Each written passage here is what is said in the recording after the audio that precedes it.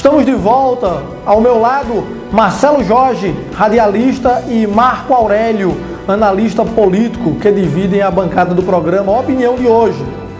Olha, no início desta semana, a deputada estadual Raquel Lira, ela que preside o PSB, foi surpreendida quando o seu grupo político escolheu o vice-prefeito Jorge Gomes para ser o pré-candidato à prefeitura de Caruaru. E aí, como é que fica essa situação? Vou começar com alguém que mexe diretamente com política.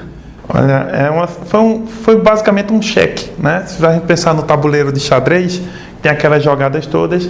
Creio que o grupo do prefeito José Queiroz deu um cheque, né? Não é um cheque mate, mas é um cheque na medida em que tornou muito difícil a vida de Raquel, uma vez que ela só tem 2 dias agora para se viabilizar num partido e, consequentemente, seguir ou não seguir com a candidatura.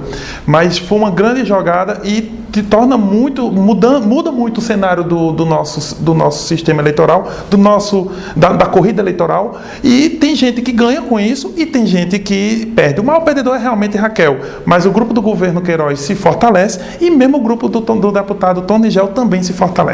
Agora, eu não sei se eu chamaria isso de ingenuidade do ex-governador João Lira, mas eu sabia dessa notícia pelo menos há 15 dias atrás.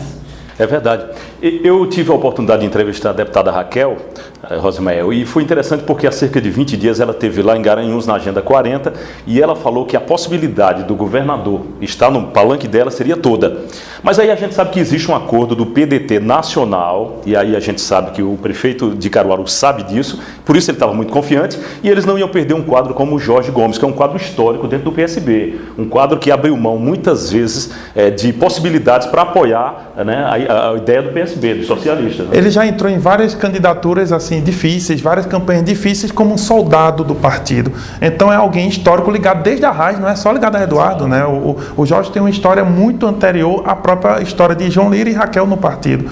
Então, de qualquer maneira, foi uma carta na manga usada pelo prefeito e nesse momento fortaleceu muito o nome dele, recupera o nome dele, que tinha ficado um pouco em baixa, justamente pelo fato de Raquel ter chegado a ser presidente municipal do PSB. Como é que está a situação política de Garanhuns? Olha, Garanhuns é uma cidade um pouco atípica em relação a isso. É uma cidade muito bairrista, né? Isso, por um lado, é bom. Mas, por outro lado, cria aquela situação da cobrança. O candidato tem que ser de Garanhuns, o candidato... Tanto é que o ex-governador tentou implantar um outro candidato em uma cidade vizinha e não emplacou. E aí o PSB foi prejudicado. E aí gerou-se a eleição do Isaías Zete, que é o prefeito atual. Mas o quadro, apesar de indefinido, mostra uma preferência muito grande do eleitorado pelo atual prefeito. Quase 80% de aprovação. Um milagre que levará a Madre Teresa de Calcutá a ser canonizada. Conta pra gente, Marília, que milagre foi esse? A data de cerimônia para a canonização de Madre Teresa de Calcutá está marcada para o dia 4 de setembro de 2016. A cura inexplicável de um brasileiro, um engenheiro paulista, com hidrocefalia e inúmeros tumores no cérebro, foi o terceiro milagre que permitirá que a madre vire santa. Ela, que foi beatificada pelo Papa João Paulo em 2003. Madre Teresa, que morreu aos 97 anos, era conhecida como Santa das Sarjetas. Ela que dedicou sua vida ajudando pobres e doentes em Calcutá, na Índia. A religiosa é uma das mais famosas e populares no mundo cristão. Ainda não se sabe onde será a cerimônia de canonização, se no Vaticano ou em Calcutá. Rosimael. É um dos maiores milagres, eu acho que já aconteceu quando a pessoa vive até 97 anos. Olha, os professores da rede pública aderiram a mais um protesto nesta terça-feira.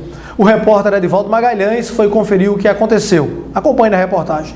Professores realizam parada nacional de 3 dias. Dizem que estão defendendo a escola pública brasileira, que atravessa um momento difícil. O professor Maurício Peloso fala quais são as reivindicações da categoria. Desde ontem começamos com a nossa Assembleia, entre outras, reivindicando o cumprimento do piso, que é uma lei nacional, contra o processo de terceirização, que em Caruaru já está sendo instalado esse processo, contra a entrega das escolas a organizações sociais, como tem sido, contra o parcelamento de salários, como já tem ocorrido na região sul, e o próprio prefeito do município já alertou a possibilidade, que ainda não faz isso, mas que pode fazer, contra a militarização das escolas, ou seja, a entrega das escolas públicas para órgãos militares administrar, e pela revogação do PCC-DR da Educação Municipal, que encontra-se sob ação judicial desde 2013, que foi aprovado sem a aprovação da classe docente. Os professores acreditam que vão sensibilizar o governo. A gente aposta nessas mobilizações porque hoje é um dos únicos meios que a gente tem para isso. E eu penso sempre assim, hoje de manhã acordei dizendo assim, amanhã sempre será um dia diferente. Então a gente vai nessa esperança de que amanhã pode ser diferente. E que esse movimento, esses 3 dias de parada, pode sim surtir um efeito. Eu acho que com o município de Caruaru, a coisa está um pouco difícil, a gente não resta dúvida. Tanto é que a gente teve 82 dias de greve em 2014 e nada foi resolvido. Mas eu acho que a gente deve ser movido pela esperança e pela crença que amanhã pode ser melhor, né? Infelizmente, o nosso protesto nos anos anteriores não trouxe os resultados que a gente queria, mas a gente não pode desistir, a gente tem que continuar. Esta mobilização está acontecendo em todo o país por convocação da Confederação Nacional dos Trabalhadores em Educação.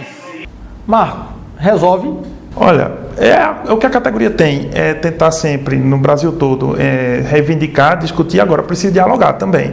E esse diálogo vai se dar com as instâncias políticas que estão aí, que são aquelas que decidem sobre essas questões. Então é preciso também, ao mesmo tempo que você reivindica, também abrir um canal para o diálogo. Porque sem o diálogo vai ficar só a briga, o conflito. E é justamente isso que a gente tem que superar. Para superar o conflito, as partes têm que sentar e cederem de parte a parte. Marcelo. Olha, a política pública na área de educação sempre foi bandeira de período eleitoral. Quando a coisa funciona diferente, a gente até acha estranho, né? As reivindicações dos professores são justas, mas ao mesmo tempo a gente tem que entender que existe, por exemplo, os municípios. Municípios que não podem pagar salários, como está sendo, né, colocado, e eles merecem ganhar até mais que isso. Eu acho que tem que ser repensado toda a política na área da educação. Seu encontro marcado é comigo. Segunda a sexta, 10h30. Depois do intervalo, nós vamos ver as dificuldades que o consumidor tem na hora de cancelar um serviço. A gente volta já já.